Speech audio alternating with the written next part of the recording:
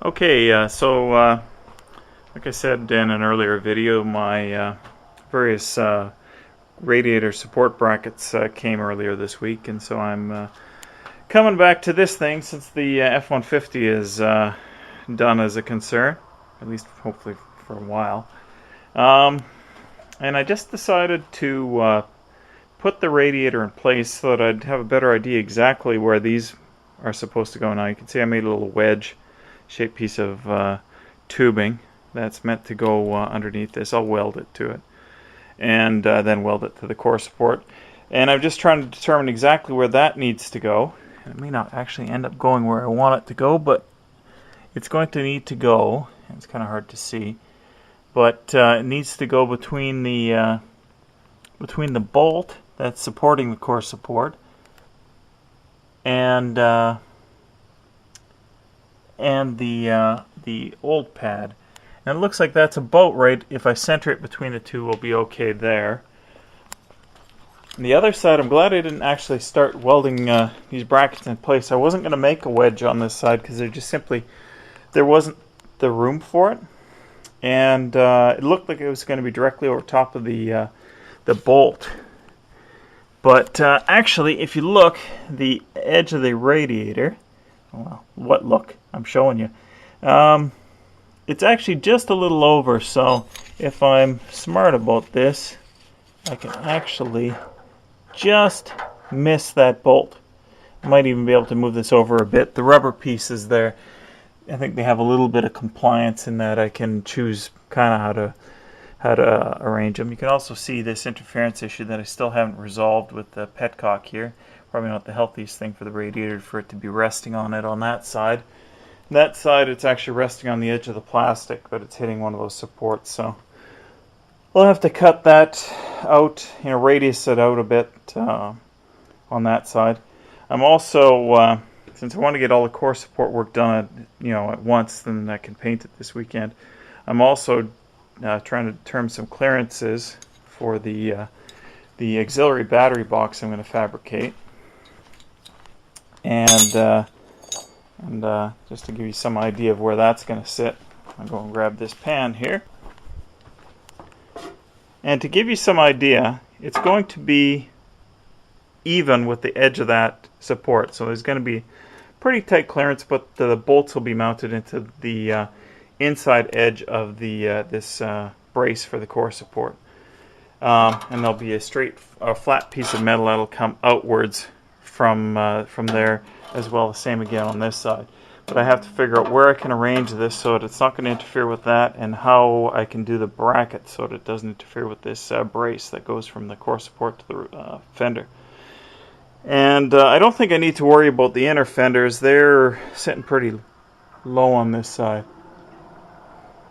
So there we go. Trying to get it all resolved. I'm going to try and get it all done tomorrow.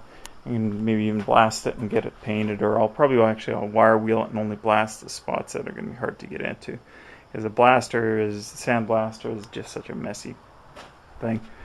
Going back to the supports for the core support here, the Rad Supports that are stock for this year, and they actually look like they'd work quite well. So I may not, I was seriously thinking about reusing this Rad shroud. But in retrospect, or in any case, it doesn't work 100% on the bottom because of clearance issues. So maybe what I will do is I'll use these. Now it looks like this one's standing off a bit, but that's because the radiator is sitting up a little higher than it's supposed to because of obviously that interference issue. But it actually doesn't work out too badly because the bolt holes, at least for this side, match up. I'll have to put one in for this side, but same again for this one. Like the bolt hole for this side is pretty much matching up, and I'll just add another one for this side, in case I do decide to do that. Might as well plan ahead, even if I don't end up using these metal supports. I'll need some sort of bolt holes eventually for something, whether it's that or I fabricate a whole shroud and an integrated set of supports. We will see how that all turns out. Actually fabricating a piece of sheet metal across the top here out of aluminum or something like that, tapering it down and building a rolling around piece to go around it or something like that. you know, whatever. You know, if you know how to make one, you probably know more than me. So I'm going to be figuring that out as I go along. In any case, I've after some advice from somebody else, I was told, you know, about that impact on the harmonic balancer, that I should definitely, even though it's a brand new harmonic balancer, I should replace the harmonic balancer. And I think because it's, you know, going to cost me more than $400 to replace a block, if I go and break a crank and destroy the block, I'm going to buy a brand new crank and bearing set, and they're about $400 off of eBay. So, you know, all told, it would probably end up costing me, you know, like around $600 or $700, you know. But the engine was a good engine before it got slammed, you know.